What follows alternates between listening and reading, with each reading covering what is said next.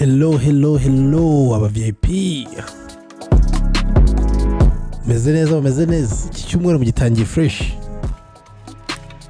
Hari icyumweru kiratangiye. Uturi kwa kabiri. Ni kurako. Nubwo yabura kurako kabisa ewan uyu munsi nagize akazi kenshi. Ndumva ngo tugeze mu kwa kane. Naje numva urubuzi rwose nibizi ukuri bimeze. Ndumva hashize igihe kinini timo dakora nasaze bega. Abavip cyo kora twe tubakumbuye cyane nkuko mubizi ngewe ni mugarura Kenny. Nanjye kabari coach Gael. Coach Gael bimeze bite se ko utaduhaye amakuru yo muri Zambia? Nari maze iminsi ntahari Abavip. Nizire ko Kenny abafashe neza ariko nanjye nari mu kazi. Nzaba neza amakuru turakora and yahari ubonanye n'Abavip muri Zambia. Barahari benshi koko. Mva ngugize uri. Akuzi abantu bazi ko Abavip ba mu Rwanda gusa. Kine wapi? Noneho abantu muri Zambia n'Abavip batari. Uzi gituma no muri China narahageze. Abavip benshi cyane naho muri Dubai. Umva impamvu biriya bihugu abanyarwanda bagiye b'Abavip cyane kuruta abahano. Nuko umuntu wese muri abihugu waragiye hanze gushakisha. Abari serious about ibiganiro dutanga. Abari serious. Ngo nta muntu numwe ubasha kwigomwa akagira icyo akabasha kujya muri bihugu bagiye gushakisha ubuzima. Ngo hanyuma nabona ikiganiro kiri kuri business niki kandi hariya urabiswa no gustruggle no guhasolinga ntabwo yabura kutegera. So ahubwo ndatangara cyane nk'iyo nsuhutse injira neza ubu ngo coach VP kubona kabisa ibyo dukora muri kino kiganiro biri impacting abanyarwanda ba diaspora aho bari hose. Urumva ko bigera kure. So coach uyu munsi rero se urabona topic dufite uno munsi atarakasa mutwe. Nakasa mutwe topic. Umva ukuntu title ivuga. Title iravuga ngo uko wagurisha ibikorwa byawe ugatera imbere muri business. Umva yari magambo turavuga ku kintu kijyanye na sales no guselling. Buriya muri business uko umeze kose apana gusa kandi muri business keri ujye wumva n'umuntu ufitiye skill ariho urikorera ari muri business n'umuntu ari kuri moto ari muri business n'umuntu ufite umushinga mu mutwe atabashobora no muri business. So no kuvuga ngo ntushobora gutera imbere mu buryo bwo kwihangira imirimo entrepreneurship utazi ikintu cyitwa guselling. Ikinyarwanda rero murambabara cyane gifite meaning y'amagambo y'ikinyarwanda ari very limited. Ugasanga nyine nk'imvuze selling mu kinyarwanda of course no kugurisha.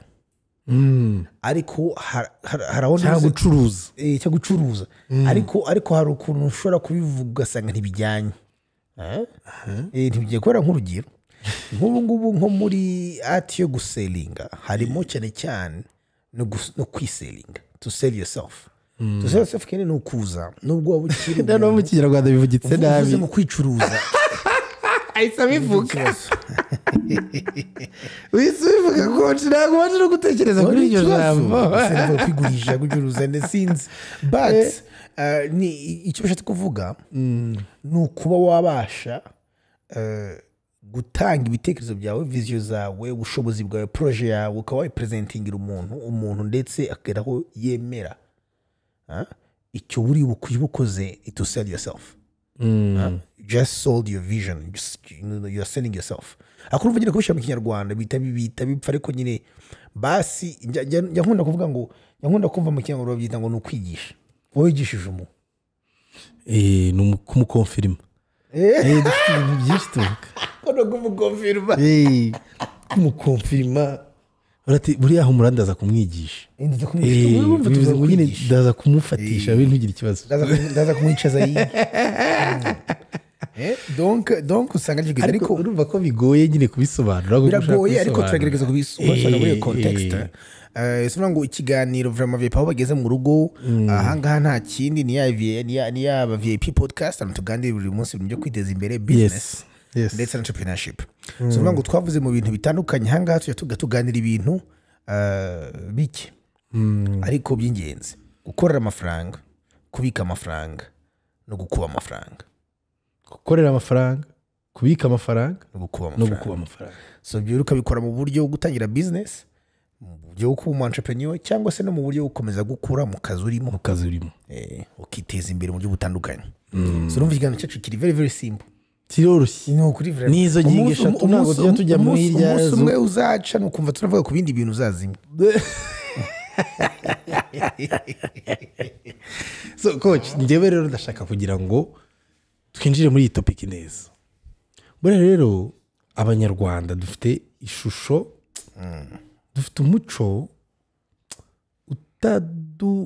usa nk'utadukundira kuvuga ku mafaranga cyangwa mu yandi magambo udasa nk'utwereka ko ubucuruzi ari ikintu cyiza ugasanga n'ababyeyi bacu njyewe nk'ubu ngubu abantu benshi twakuriye muri generasiyo zimwe twumvaga ikintu cyiza cyaba ku muntu wize ari ugukorera ONG cyane twumvaga ari umuntu iyo twabonaga umuntu ukora muri UN twumvaga ari UN yabaga ari yo level ya nyuma yabaga ari bw'ijuru yabaga ari bw'ijuru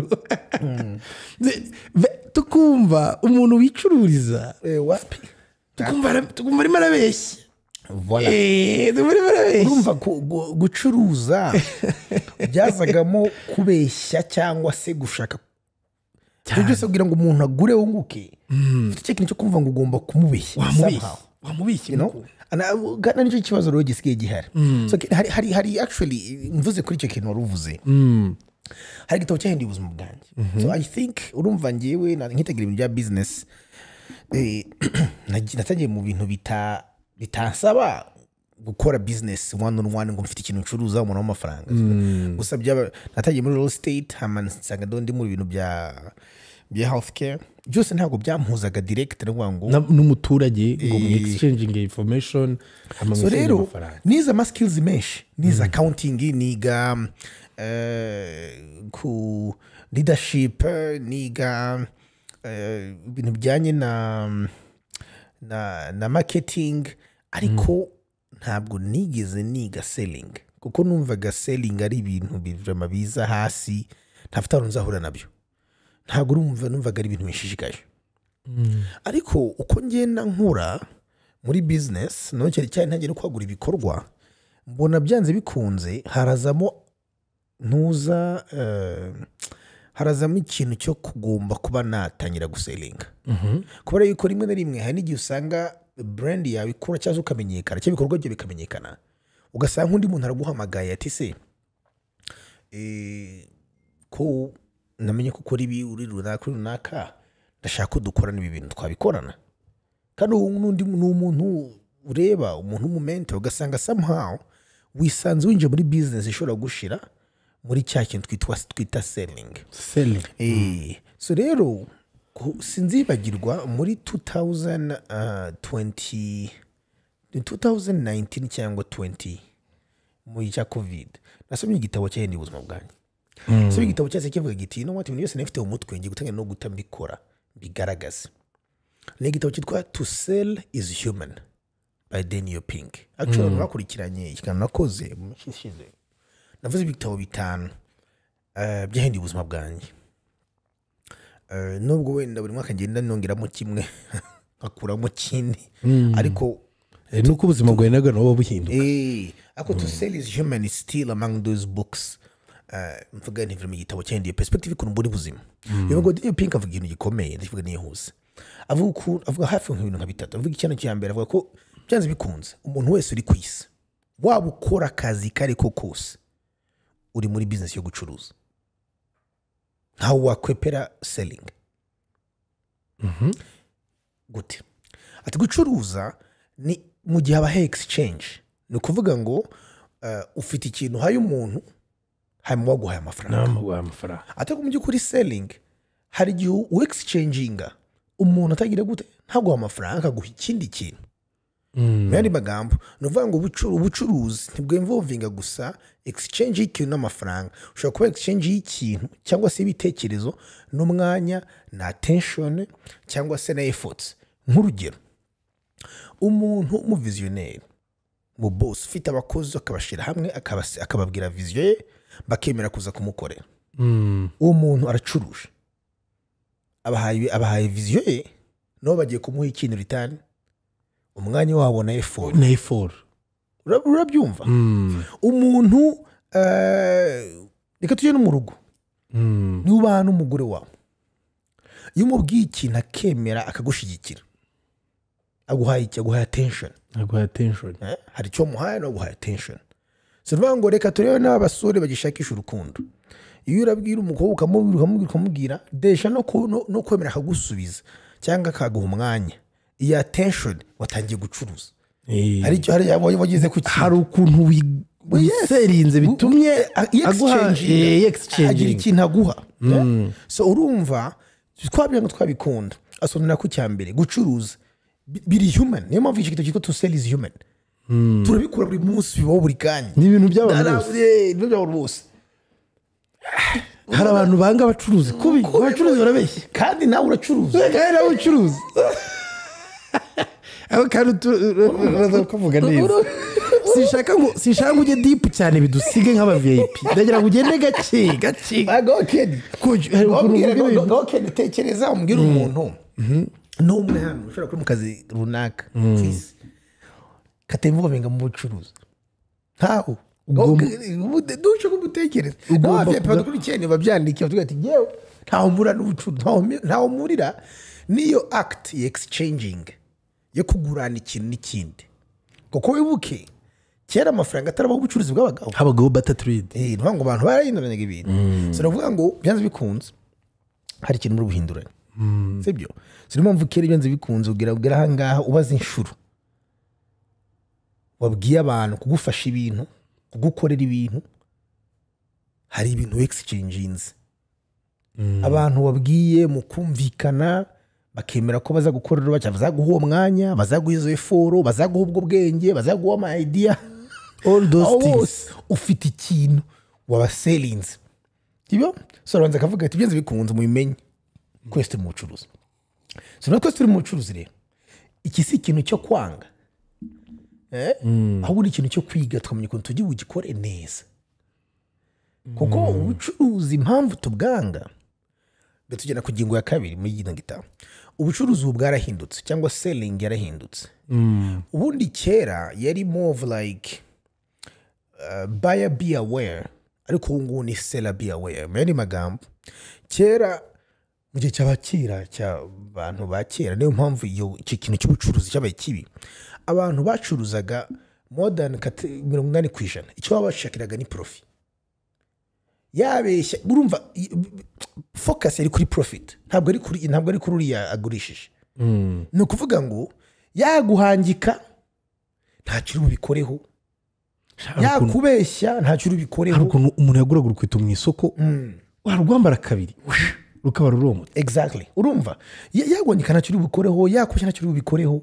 Urumva yari one sided. Ni ukuvuga ngo yari uguze be aware. Ni wowe wana ugira ubwoba, ni ikibazo. Uyu muntu ashobora kuba kubeshya, ni ikibazo kubera iki? Kubera ko mu gihe cya kera umuntu ugurisha yabaga afite access kuri information nyinshi kuruta ugura. Bivuze ukubeshya biroroshye. Niba uje kugura imodoka ari wanjye, sibyo? Turi abantu babiri cyangwa batatu badisibita batatu mu gihugu cyose, dufite imodoka, uje kugura imodoka. Kayago turumvikana hari ukuntu turi buguhe information. Ubwo koko ni uje kungurira Toyota 2012 ifite iyi mileage, akubwira ntukere ubwo ni $150 n'icyo ubikore. Babikora iki? Kandi ifitemo thermostat cyangwa ikindi kintu cyapfuye, nagize iki byose, all that n'icyo ubikoreho.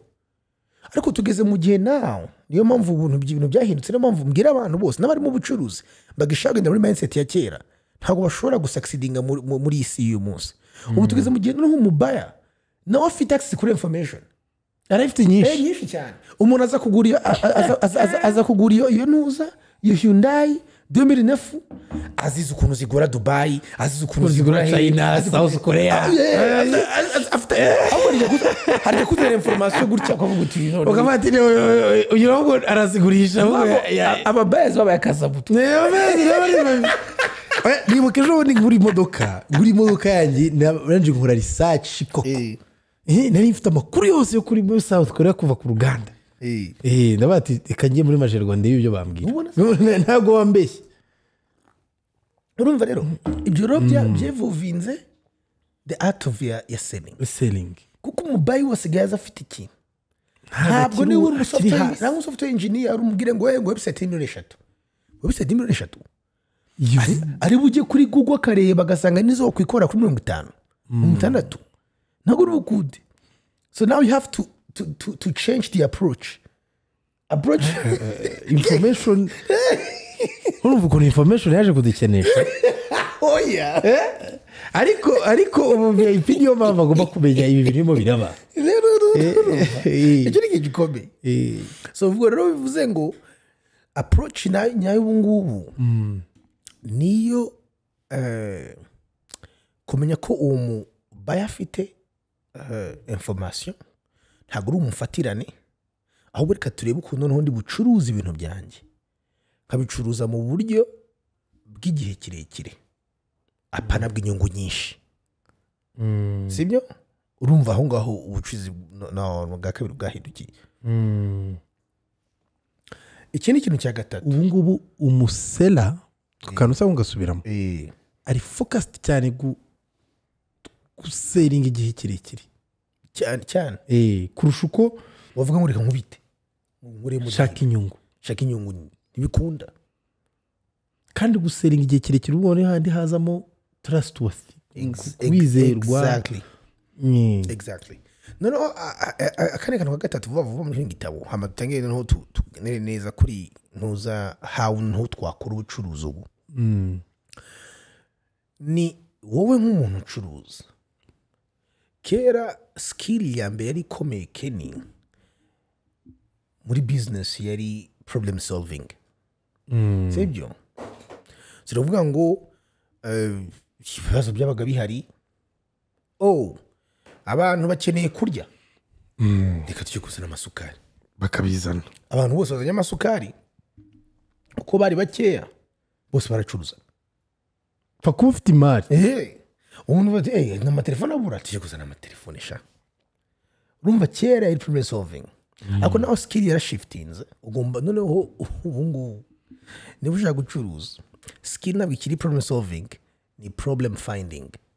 Noneho finding ikibazo gishyashya n'abantu batazi ko bafite kuko ibindi byose barabikemura.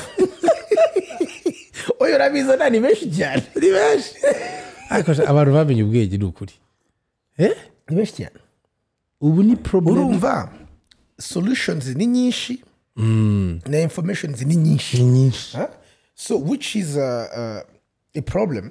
Now you have to be like okay ni yihe problem abantu bafite nazi burekere nkubwiza ukuri umuntu wese uribaza ati mfite ibintu ni gute nabicuruza mbere yuko nkubwira uko wacuruza ibintu cyangwa nakubwira mbere yuko natekereza gucuruza ikintu skill ikomeye umuntu ya develop ni ukubasha kubona ikibazo kiri ahantu kitaro kiraboneka. Icyo kintu wagikoze nkubwiza ukuri Ken ikintu cyose wazana wagurisha reka nze bukiraho kugira ngo dusobanure neza sinshaka ngo umu VIP agiye gushaka agire ngazavumbura ikintu nka Elon Musk. Ushatse kuvuga yuko tuvuge wenda ngiye kugura telefone ngiye ugurisha ngomba kumenya ibibazo ugura afite cyane kugira ngo agure telefone. Actually ni hano nari ngiye guta okay exactly ibibazo afite kuko urumva yes singuye ngo ujye kuvumbura ikindi kintu gishyashya sibyo ariko navuga ngo uyu muntu mpagaze imbere we particularly iki kibazo afite kuko akenshi umuntu uselinga neza actually ibyo reka no binjyane sibyo kugira ngo ko ntangiye gukora ku bintu kuza no kuvuga nimara kuvuga hamadan uze kumbaza nk'ubu ngubu uburyo bushyashya bwo guselinga bwo kubagura ikintu icyo ari cyo cyose ukabasha gutera imbere kubera ko twahinduye mindset nako twahinduye ibihe gucuruza no gurisha byahindutse bitakiri mu gihe ushobora kwifatira abantu ngo bagurisha ibintu uko batigererayo information zirahari inkweto nziza ngo ziba kimisagara gusa ntago wamuhisha imodoka urayimubaza arareba kuri internet abona ukuntu igura muri Dubai abona ukuntu igura muri Nuza imisoro arabizi kuri muzeme arabimenya imuzi bimuhagarara sibyo information ubu nugura zifite so ntabwo uri umubeshyi so noneho ni guturi buze kugira ubu noneho sasa uhindura ubucuruzi bwawe mu kugira reka burambe bw'igihe kirekire nunguke make ariko uyu muntu azagaruke azane n'abandi sibyo nubwo yo make ko niba yabaze neza akabona ko imodoka yagera ngo ihagaze muri 13 reka mugurishe 14 ariko iyo stress yo kugera n'ibiki byose n'ibikizamugura azabwira n'undi wabo bose bazaze aho ugira ngo mubwire veni kandi yabona ko yegeze hanga kuri 14 do you see icyo nshaka kuvuga building relationship now so vavuga ngo gucuruza bisike birimo ibintu hafi nka bitatu niba ugiye gucuruza ikintu icyambere banza usobanukirwe cyangwa wishire umwanya w'umukiriya wawe icyo ni ikintu cyambere wishire umwanya we uyu muntu ni ikihe kibazo afite bijyanye of course n'ibintu uracuruza icya kabiri nuhe mushahara afite abantu ntegetinga naye amafaranga bakorera ku byose biraza kumenya ukuntu uza kumufasha icya gatatu uvuga uti sasa uyu muntu uje kugura abantu baza kugura hano iwanjye sinjiji ni abantu bize kamema abantu ari bugura inkweto y'ibihumbi 100 nuza ni abantu bageze mu ishuri basirimutse bari kuri internet aba ni abantu bize ntabwo umuntu bubeshye ngo ni Louis Vuitton ya original kandi atariyo ibyo rwose n'ubivuga umuntu uzubwenge agatebona deja hari gibanitseho Louis atari Louis ahubwo naza umubwiza ukuri uti no iyi ntabwo ari original kirakomeye kandi nuko ikora so cyambere ishiro umwanya umukiriya umwanda stane ikibazo umwumve wishire mu mwanya we nawe ubone ko atari igicucu nkuko nawe utari cyo wija kugira just understand mu mugire your empathy mwumve cyo ikintu cyambere icya kabiri ibyo byose ushobora kubikora ukabikora uko bigomba kumera kandi ukaba rejected sibyo bakaba at the end of the day akaba atakugurira nko mu bucuruzi bikunze agomba kuzamo patience so abacuruzi kubura patience no kwihangana usanga umunsi ujya kurangira n'iki yarambiwe ntaba cyaplayinga iriya empathy ya mbere kwanza kwanda ni ikibazo gikomeye sibyo hanyuma icyanyuma ari cyo nacyo gikomeye kintu kirahuriye no twavugaga hejuru nuko ba clear njye akenshi arigenda injira ahantu kene birakubaho ukwinjira ahantu ugiye nkugura ikintu ufite mu mutwe yuko tuvuga urugero ushagura ishati y'umweru n'inkweto ari ukahava uguze ishati y'umukara ipantaro y'ubururu ndetse n'ikote ugasango vuye uguze ibindi bintu uyatekereza gize kumbaho sibyo bitoke hari ukuntu ujya kugura ikoti ukabati ndashaka ikoti ry'umukara rizajyana n'ipantaro yanjye naho ubukwe wahagera murahuba tuzambara ipantaro isa gute isaguriye tuzambara isa gute ibintu byawe byose bigahinduka akaguha ibintu bishyashya umvuze gweza uravugaga ukagenda ugatambukana umuco kuvuga ngo rero aho ngo tugeze muri nza clarity bo bitewe na product of it deja amaze kumwumva ikibazo akeneye ashaka kujya mu bukwe arashaka telefone nshyashya arashaka computer nshyashya arashaka imodoka yo gutangiza ubuzima urumva hari ibintu byinshi wumva cyangwa ahantu iyi ni restaurant isazamo abantu bari ku kazi ariko wenda ni area y'amashuri umaze kumva abantu baba bishize mu ntuza yawo noneho muri step none utegera kwibaza ese aba bantu noneho ni gute nakemura ikibazo cyawe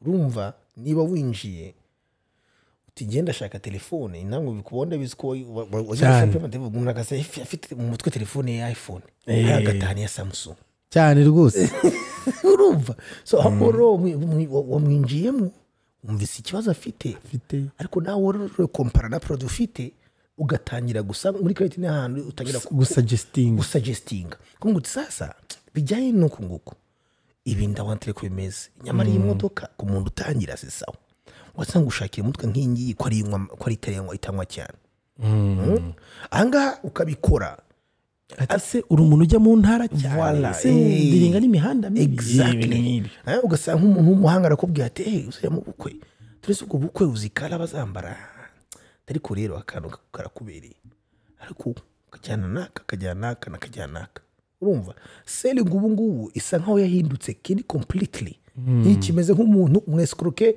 umubeshye ngo akani keza no ubu ngubu mwumve umukemurira ikibazo umugira inama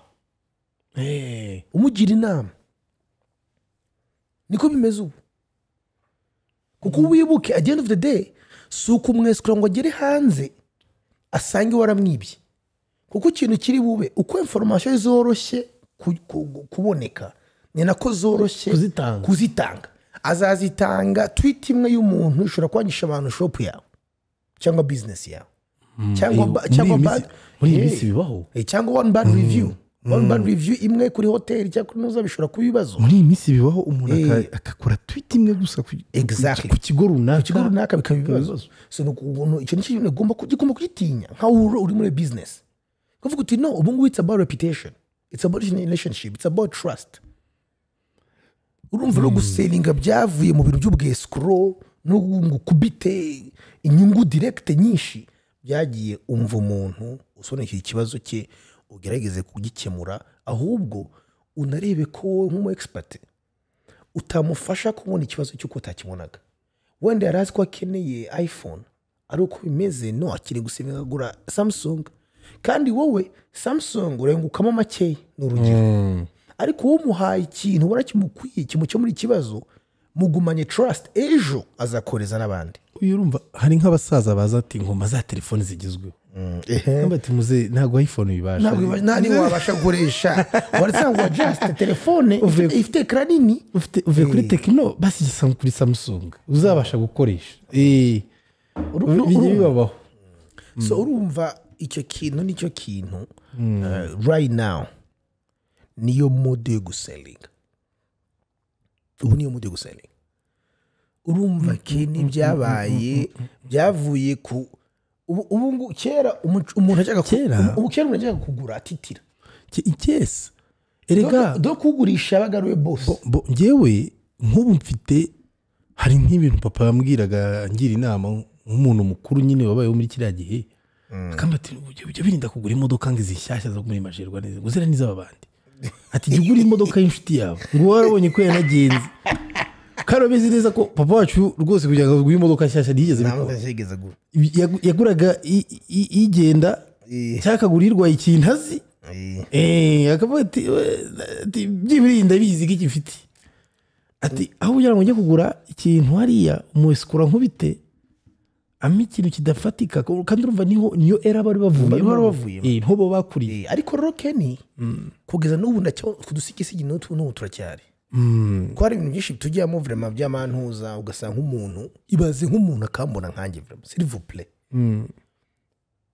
azi ko ni na coach wa business, ugasanga nk'umuntu arambwiye ngo dukubite yo mujene n'iki cyangwa ngo nk'iyi service ngo yenkorera ku miliyoni mukabyaramo.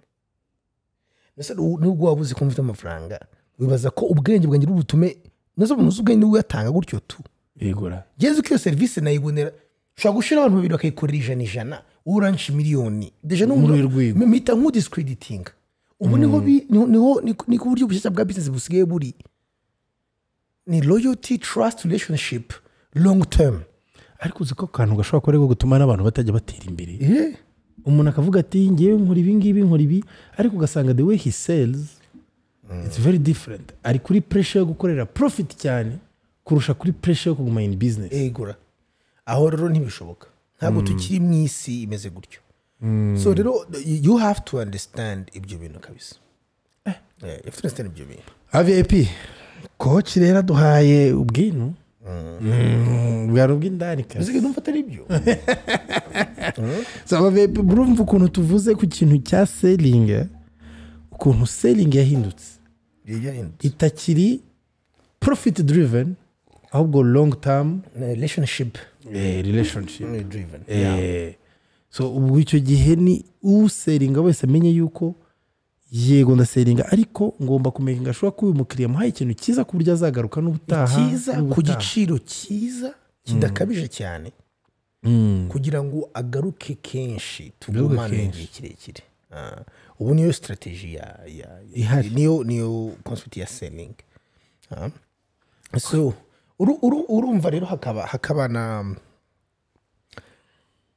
nitwibagije ko hari izindi business z'ibintu byihuta utazabasha kujya muri relationship cyane n'umuntu tuvuge nka alimentation nka retail stores zose zirazo zicuruza ibintu nka za alimentation za fast food zirazo umuntu azamakora ibintu agenda ziriya business akenshi bisaba yuko habaho a type of iba ari more like transactional selling cyangwa se ndishyuye ndagiye fashe ikintu ndagiye ariko nazo bura ziraduselinga yes kubera ko nk'ubundi nzi ko muri Simba njya yongeye gushaka umugati mwiza n'utundi tuntu twiza mbega buri alimentation yose umuntu aba yifite mu mutwe ikifite kurusha ibindi nk'ubu ntabwo najya gushakira shift akagift keza muri Simba banzi ko za gusangamo ibintu bisanzwe byo mu buzima busanzwe ariko nshaka nko gutanga akagift keza njya muri Sawa City bamize ko bafite utuntu abandi badafite cya tedemi urumva hano nkaho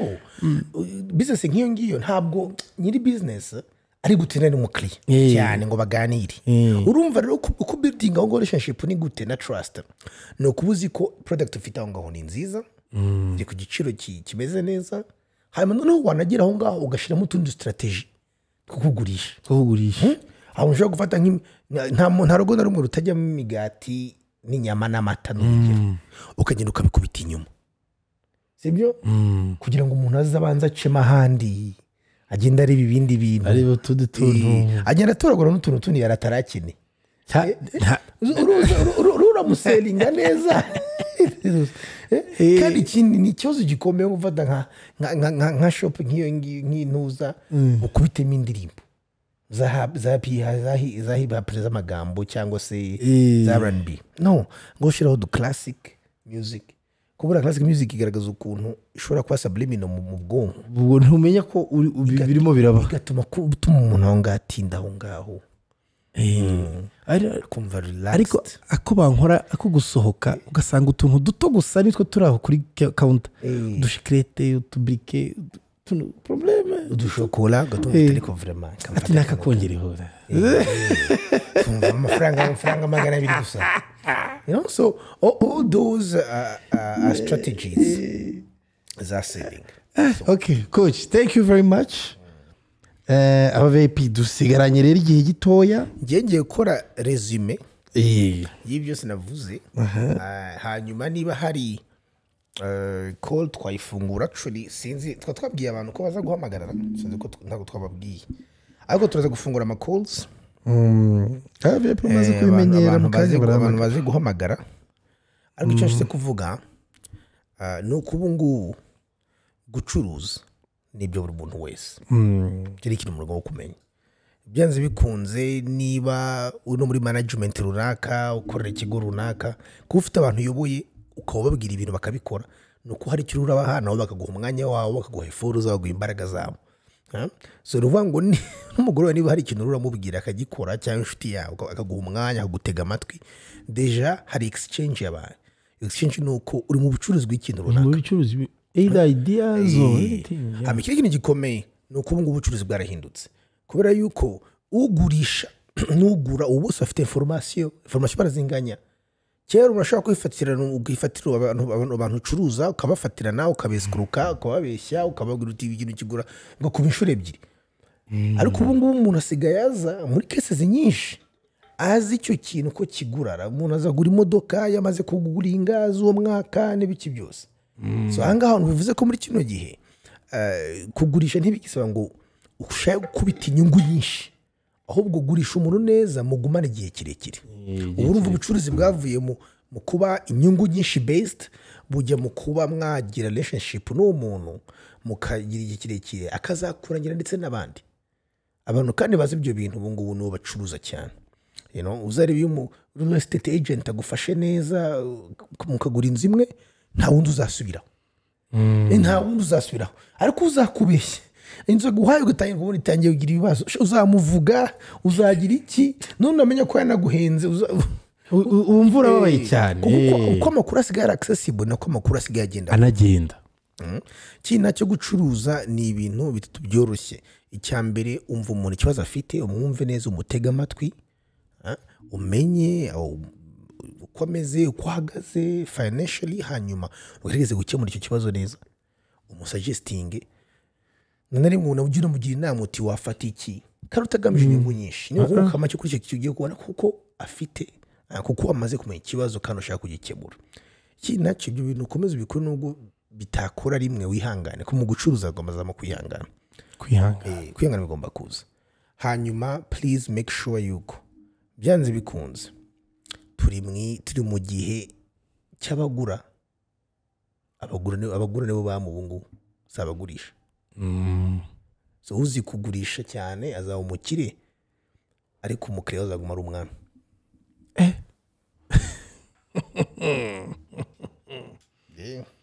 aba VIP yes wese ndakumva nakuzamaye ariko ntago irimo iravuga gatatu kane wakuzamaye ariko sindimo ndakumva kabaza twumve ushaka yuko utuha question ndashaka itandukaniro riri hagati y'umushoferi n'imodoka riri hagati y'umushoferi n'imodoka muri context y'ibintu twavuze uyu munsi se umushoferi n'imodoka gute ntabwo mbyujishije ndivyo nibyo bigize ntabwo ikibazo cyawe gitomoye aho ikibazo cyawe gishobora kuba kirimo ubwenge gishobora kuba kirimo ubwenge tudafashe cyangwa ni trick question cyangwa ni hishurirwa yanze kuvuga ako we nuvuga ikibazo neza ndagisubiramo telefone iriho cyangwa ntabwo iriho urumva nageze ikibazo hano kiri mukibivuga mbese no mu buryo njye kugereranya ubucuruzi n'umushoferi n'imodoka umushoferi yatwaye nabi imodoka nubwo ari igenda ariko birangira yigushije ibyo uvuga ni ibihomberamo nibyo umucuruzi umeze nk'uko usikaminga abantu ni ikibazo ya resitora birangira ibiryo nibyo agusha resitora mu mazi noneho mwumve hari igihe umuntu disaba atabagamije gusikaminga ariko azi ko gucuruza nyine no bigomba bikorwa ariko bikorwa ariko bigomba guhinduka kera urumva ibitabo bya kera bya business margins byavugaga ziri acceptable ubu ntabwo ari zo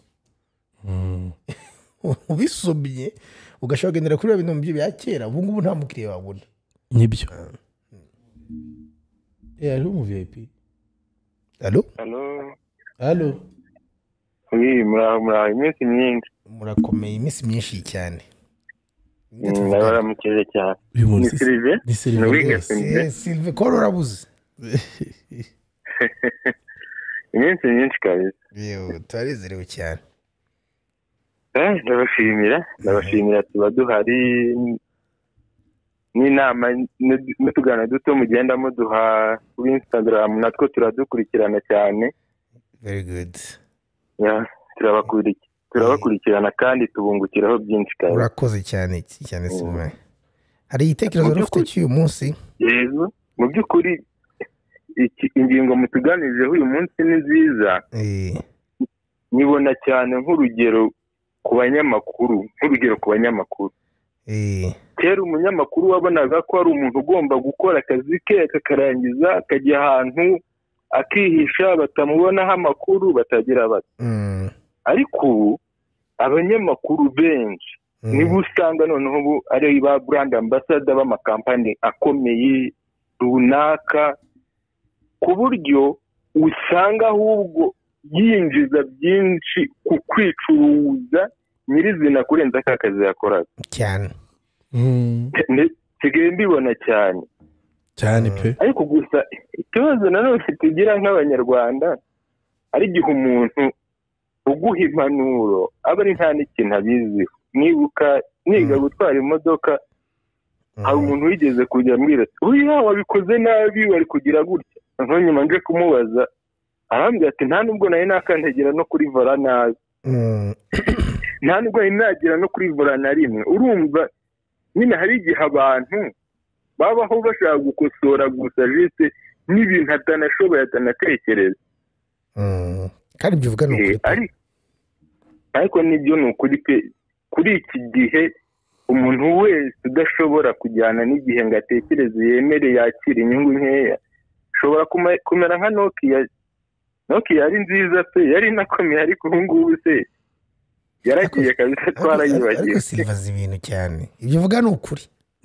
Twarayibagiwe kabisa kandi yakoraga telefone nziza abantu benshi bakazikunda. Nokia yari iya mbere. Nokia rega kiriya gihe iri nka iPhone. Yari ikomeye cyane. Ariko kubera kutajyana n'igihe byarangiye kabisa, yarasigaye. Birakwiye ko tugerageza gushaka amakuru tukajyana n'igihe pe. Nukuri muradufasha pe, muradufasha cyane rwose turabashimira. Urakoze cyane Sylvain.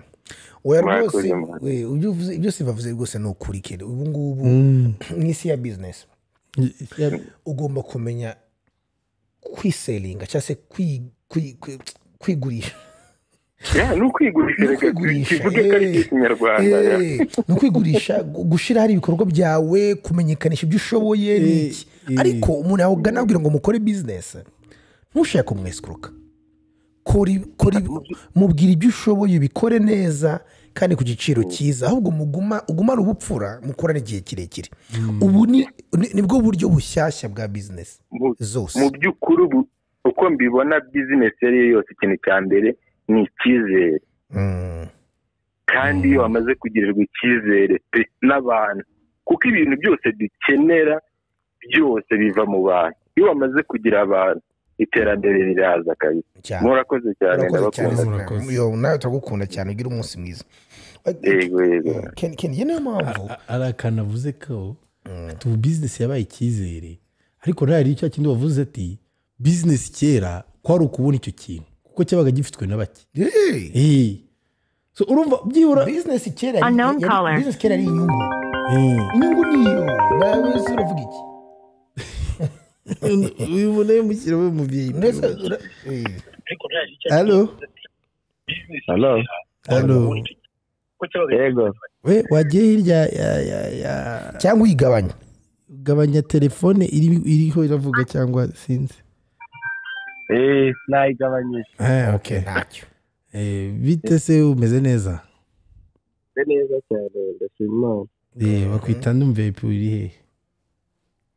Ngiye bagita Rukundo Ernest. Ndabakurikirana, ndi umushuti wa Coach Gaël. Mwireferaho nyine nkawe. Urakoze cyane mfiti yanjye. Ndumva nanzi Garafe Coach, ndumva mbona ajyaza gusuza abwira ati ndakwemera cyane.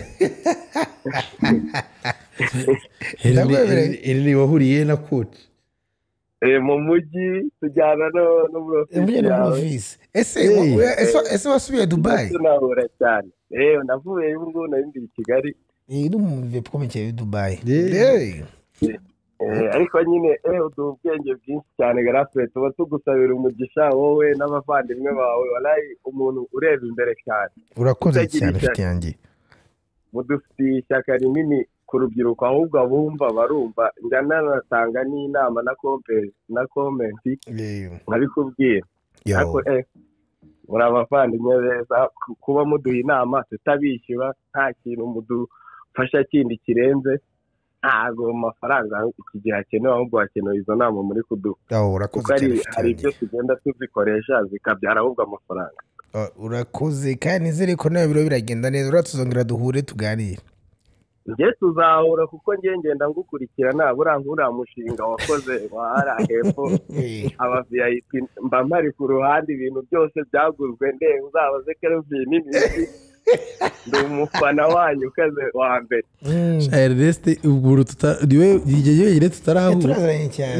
tutarahura ariko mwese arabazi n'umufuti wanjye Universo tugomba kuyamamaza hose nibyo kabisa kuko muri abavandimwe beza kose mutureme mu rukundo mureka bavuga bashaka n'amafaranga ku ruhande basabye abantu bivugire kuko nkubwiye nka life nanjye naciyemo kandi nka umuntu w'umugabo abantu bose bakaba nanjye banyireferaho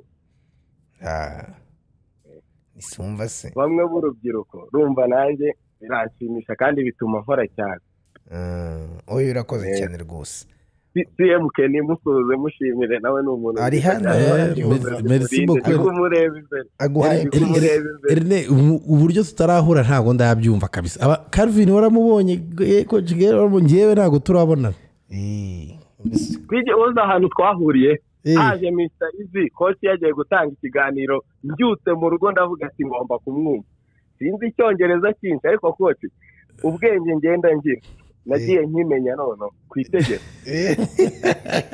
kaza nkicara nkumva ibintu uvuga ari we nirebera bari ababoss nabo bakavuga abandi abasigara furebe karakana abatayimo akabariko naha ariko VIP nakwemeye VIP banyaho ndagukurikirana cyane ubu ndimo nitahiye ntwaye bambonye igihe rayivu ndavuga ati ubwo namuvugisha ne reka mbigerageze ubundi mwakoraga ikiganiro nibereye Dubai buri ikiganiro cyacu ni buri kwa kabiri na buri kwa kane kandi turafungura telefone urumva tuganira kenshi iki kiganiro mujye mucyamamaza urubyiruko rwinshi mugirira akamaro tuzabitangira vuba cyane tuzabitangira vuba bivuga n'ukuri hari abantu baba bagira ngo nurundi rwango cyane uguhiga amafaranga ariko koci n'ukuri ibintu wagezeho urumva nimba ari abantu bajya bagukurikirana batajya bajya mu bintu byo kumva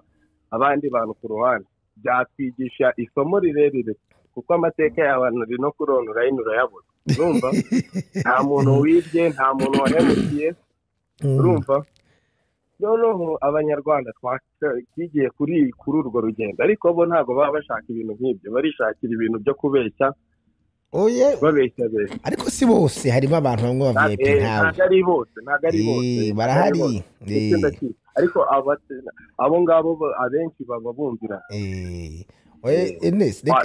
reka duhe umwanya n'abandi wowe urabizi ko turi kumwe tuzahura urakoze cyane kabisa imana ibamugisha urakoze nawe imana ibamugisha ijoro ryiza VIP Ernest rwose ati Ernest ariko yarankunda cyane atari ku buzima bwe buri ride twamenye ni garamuzi bwose allo oui Gaye mwiriwe neza namwe muraho muri kuvugana na Joseph yes Joseph mbere yuko mbaza question yihuse nk'amasoko na 30 nkashima ntacyo bitwaye rwose mbere na mbere ndagushimira kuko section nk'izi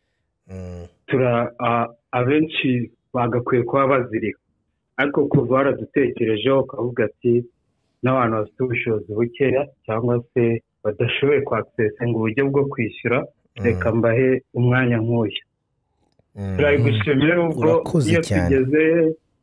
iyo tugeze muri ya gahunda ya Kenny warayizi na Bruce uba usanga baba bavuga ibindi bihabanye ariko ibi iyo twumvishe biriya tugahura n'ibi duhita tuvuga ati umusaza wacu umva Joseph aba yakurikiye umva Joseph ntibikabahungabanye buriya iriya gahunda yabo ni kuriya business yayikorwa nayo buriya ni kuriya ku isi yose niko ikorwa wenda hari nk'abantu buri muntu wese agira abantu n'abantu bazi byose bo barabyumva bo bari mu cyumba bagaseka cyangwa muri saa cyane n'aba VIP benshi baraseka ushobora kuvuga ati umusaza wacu bimeze bute kweri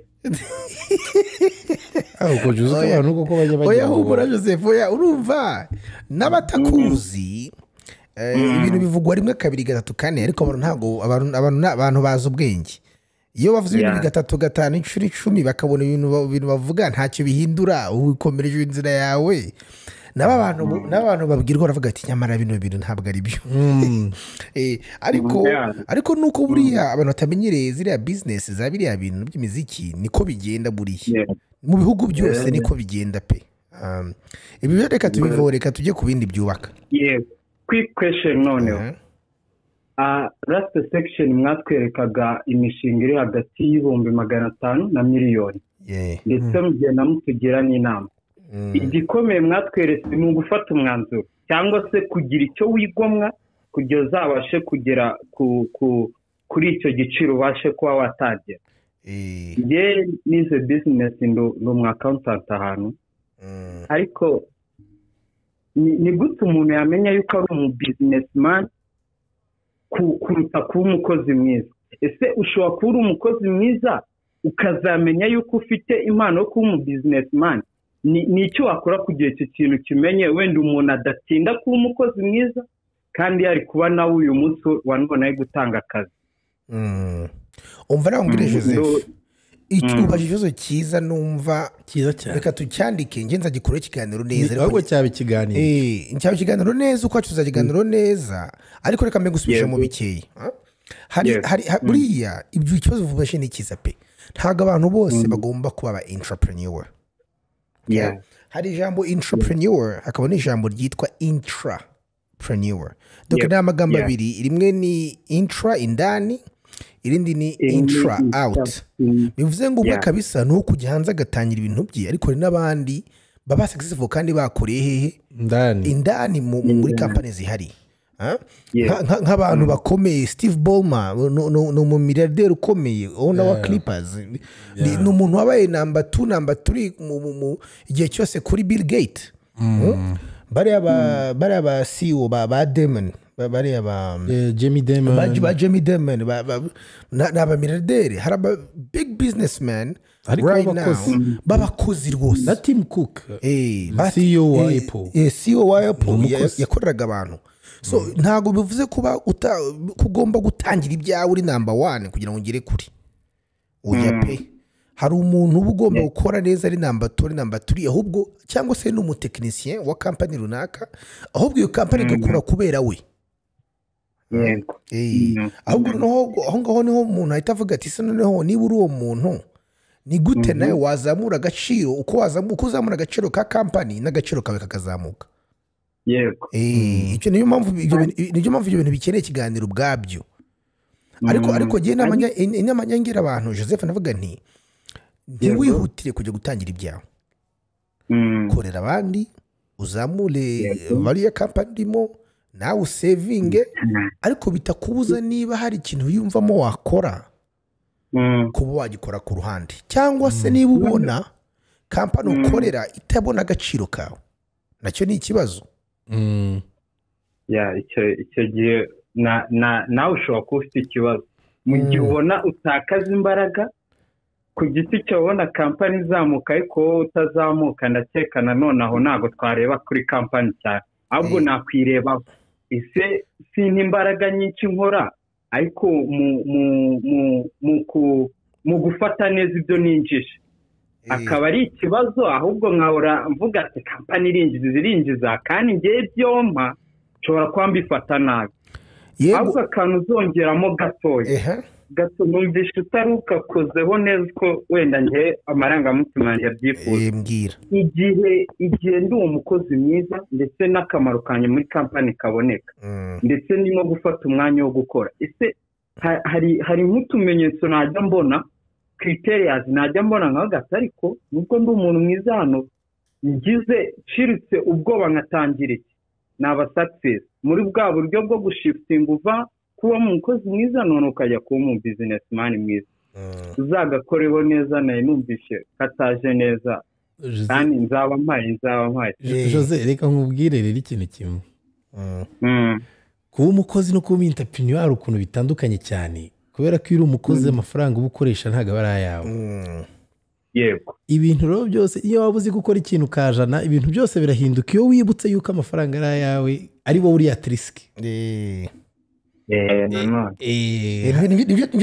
nibyo tuzaganiraho mu kindi kiganiro neza kuko rwose umuntu ashobora kuba ati njyewe aka kazi ncuruza nko mu iduka uko ubona uzi gucuruza mu iduka uzi gushaka abakiriya uzi kugira iki byose ukaba ati ndi bon kagiye gutangira iryanjye wakwibuka ko amafaranga ari ayawe renta ariwe baza kuyibaza baki puresha ikakubana puresha tuzabivugana byose nk'ako ni akamenyetso kamwe Ken yaraguhaye kakwereka n'ubwo ko waba umuntu umeze ute muri kampani yawe hari utuntu tubona tumugenda ureba ukavuga uti ariko jye risike ndayishoboye hari utuntu tubona tumugenda wirebaho ukavuga uti reka ngende wo kukumano nkazamuka azironga nzamukanye n'aba bantu nkazageraho mba ntuza CEO cyangwa se nkazageraho mba ntuza assistant president ariko risike sinayishobora hari utumenyetso twinshi cyane tuzarebaho icyo gihe sibyo yego urakoze cyane Joseph cyari ikibazo cyiza cyane namwe murakoze cyane kandi ku byinshi mufite